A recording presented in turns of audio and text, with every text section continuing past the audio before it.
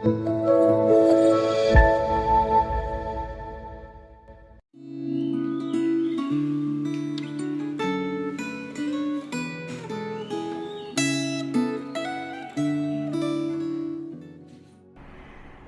saudara-saudara yang terkasih di dalam Kristus.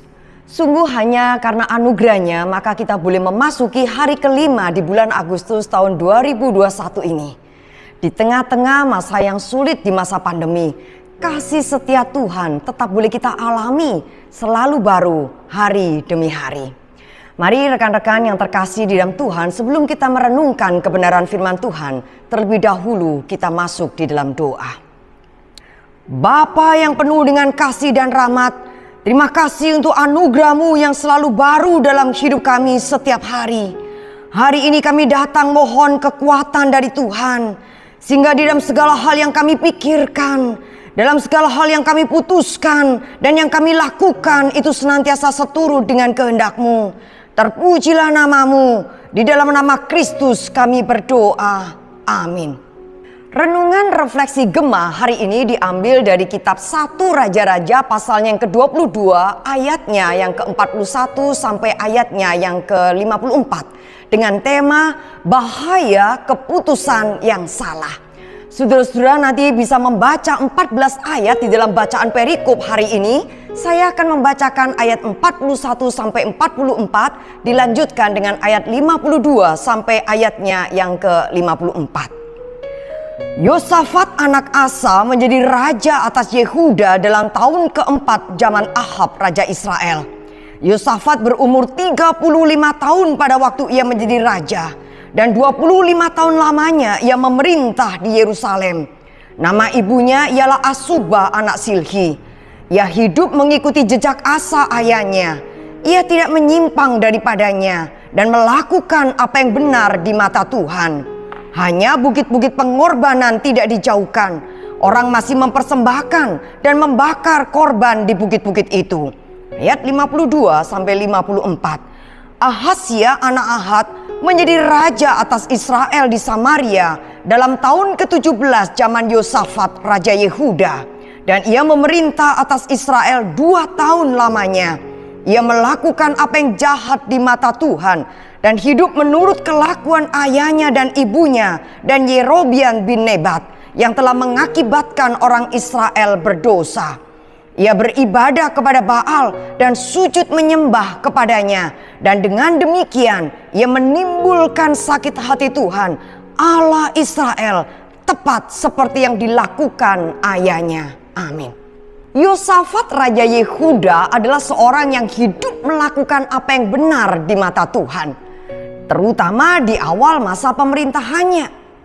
Selain dipengaruhi oleh kesalehan ayahnya, penyebutan nama ibunya yaitu Asubah di dalam ayatnya yang ke-42 itu menunjukkan bahwa ibunya itu sangat berpengaruh di dalam pembentukan karakter dalam iman Raja Yosafat. Saudara, pada umumnya teladan orang tua sangat berpengaruh terhadap anak-anak mereka.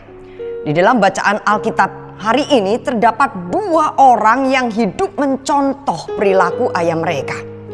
Contoh yang pertama yaitu Raja Yosafat yang mengikuti jejak teladan daripada ayahnya, yaitu Raja Asa, dengan hidup melakukan apa yang benar di mata Tuhan. Hanya bukit-bukit pengorbanan tidak dijauhkan. Dan contoh yang kedua yaitu Raja Ahazia. Di dalam ayat 53 dicatat, ia melakukan apa yang jahat di mata Tuhan dan hidup menurut kelakuan ayahnya dan ibunya dan Yerobiam bin Nebat yang telah mengakibatkan orang Israel berdosa.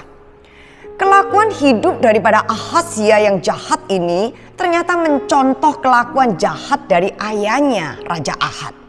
Saudara, jejak langkah orang tua itu menjadi model jejak langkah anak di dalam mengarungi kehidupannya. Sehingga ketika kita membaca kisah dari para raja di dalam kitab 1 Raja-Raja ini, maka kita bisa mengingat pelajaran penting di dalamnya, yaitu bagaimana teladan orang tua itu amat berpengaruh terhadap kelakuan anak-anak mereka. Iman orang tua itu bisa ditiru oleh anak-anak. tetapi kejahatan orang tua juga bisa menurun kepada diri anak-anak mereka.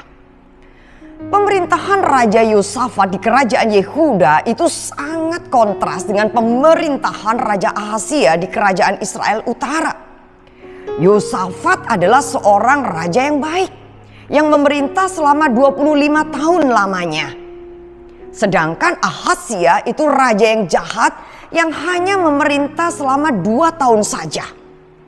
Yosafat membuat kapal-kapal Tarsis yang digunakan untuk mengangkut emas dari Ofir, tetapi kapal-kapal itu pecah sehingga mereka gagal untuk berangkat.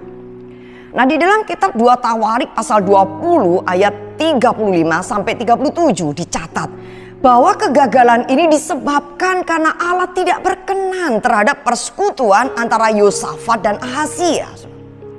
Ayat 50 dari kitab 1 Raja-Raja 22 ini menuliskan bahwa setelah kapal-kapal itu pecah, Ahazia kembali mengajak Yosafat untuk mencobanya lagi. Tetapi Yosafat menolaknya. Saudara, kerjasama yang dilakukan oleh Raja Yosafat yang baik ini dengan Raja Ahazia yang jahat ini merupakan kerjasama yang berbahaya dan yang tidak diperkenan oleh Tuhan. Sebelumnya, Raja Yosafat juga pernah mengambil keputusan yang salah, yaitu bekerja sama dengan Raja Ahab setelah putranya ia nikahkan dengan putri dari Raja Ahab. Dan ternyata pernikahan ini adalah pernikahan yang tidak baik, saudara-saudara. Yoram, putra daripada Raja Yosafat, akhirnya mencontoh kelakuan dari mertuanya Raja Ahab yang jahat dan bukan mencontoh ayahnya yang berperilaku yang baik. Di dalam 2 Raja-Raja pasal yang ke-11, Atalia, istri daripada anak Raja Yosafat itu melakukan hal yang begitu keji dan yang jahat. Bahkan hampir memusnahkan semua keturunan Raja Daud. Jika Allah tidak melakukan intervensi, maka garis keturunan daripada Daud ini sudah lenyap oleh karena kekejaman daripada Atalia. Saudara-saudara, kisah keluarga Raja Yosafat ini mengingatkan kita agar kita boleh berhati-hati di dalam mengambil keputusan. Setiap keputusan itu mempunyai dampak baik bagi diri sendiri maupun bagi orang lain. Semakin besar dan kompleks sebuah keputusan, maka semakin besar pula dampak dan konsekuensinya. Oleh sebab itu, hindarilah bertindak ceroboh dan tergesa-gesa di dalam mengambil keputusan. Baik dalam hal yang berhubungan dengan pekerjaan, investasi, keputusan tentang keluarga, pendidikan anak, memilih pasangan dan sebagainya.